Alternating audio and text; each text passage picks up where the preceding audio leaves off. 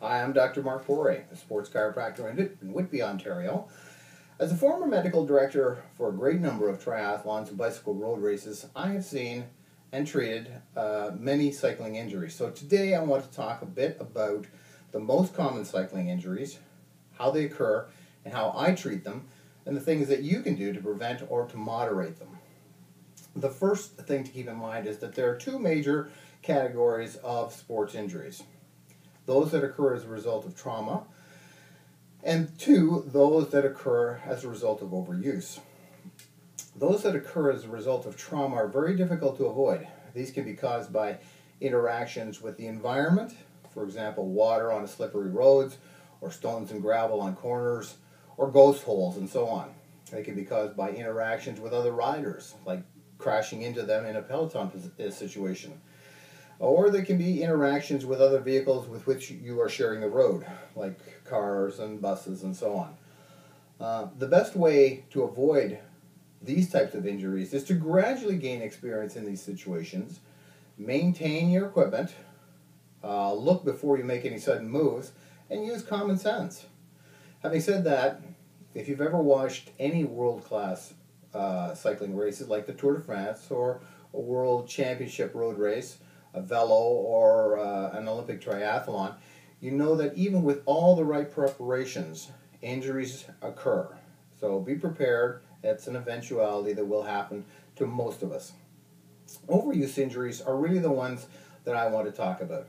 These injuries often occur as a result of combining faulty body mechanics with extended or repeated training. Remember that the joints of the body were evolved over thousands of years to perform in a specific direction and under manageable forces. Once you start to deviate from these prescribed movements and forces, the tissues will break down and injuries will result. The first thing to do is ensure that your cycling body mechanics are sound. You can ask your coach to analyze your cycling positions and then make the appropriate corrections. This may also involve checking your bike setup to ensure that it is correct. The frame size must be right for your height. Next, the gearing should provide sufficient number of options for the terrain that you plan to ride. Do you have high enough end for flat terrain and downhills? And more importantly, do you have enough low end for hill climbing? Now, check the seat height to ensure that your knees straighten sufficiently at the bottom of the crank. Don't forget that clip-on pedals or cages allow you to pull up on the upstroke as well as pushing down on the downstroke. This is important because it generates more consistent power while spreading the load over two muscle groups to generate either the same or more power. This needs to be combined with a forward and backward setting of the seat to generate an efficient position to again generate more power for you. The drops on the handlebars can be adjusted for height, and if you use aero bars, then these must be set at the right pitch and width for your shoulders. These are all things that should be done at a bike shop that specializes in competition bikes, where the mechanics are knowledgeable in this stuff. Check with your local cycling club for leads on this particular kind of information. The bent over position of cycling does a number of things which are good for the performance but bad for your body. The result will be overuse injuries without proper attention. The bent forward position shortens and strengthens the hip flexors without balancing the powerful hip extensors. It lengthens the lower back muscles and shortens the abdominals. It stretches the rhomboids between the shoulder blades and shortens the pectorals. Going up the spine, the neck is usually placed in a position of extension so that you can see where you're going. The problem is that this tends to compromise the nerves in the neck that supply the arms and hands.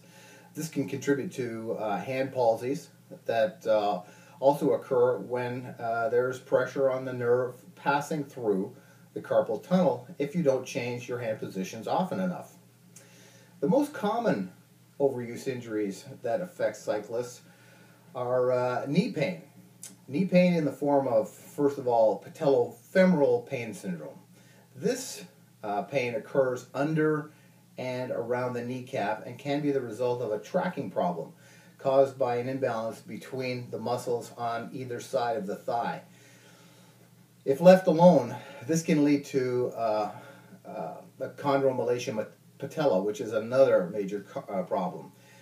Here, the constant pressure of the kneecap being pressed against the cartilage track causes softening of the underside of the patella.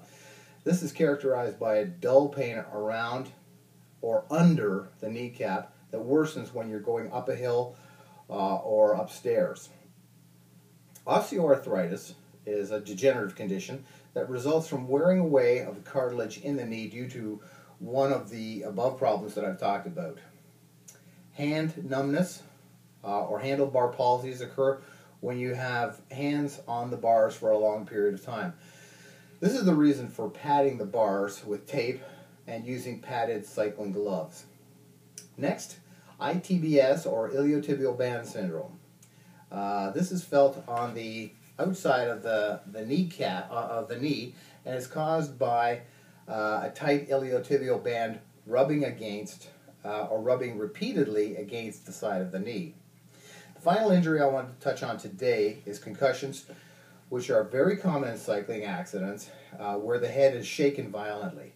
Remember to always wear your helmet, and if your helmet has been involved in any kind of accident, replace it with a new one immediately, because once compromised at all, these helmets will no longer do their job.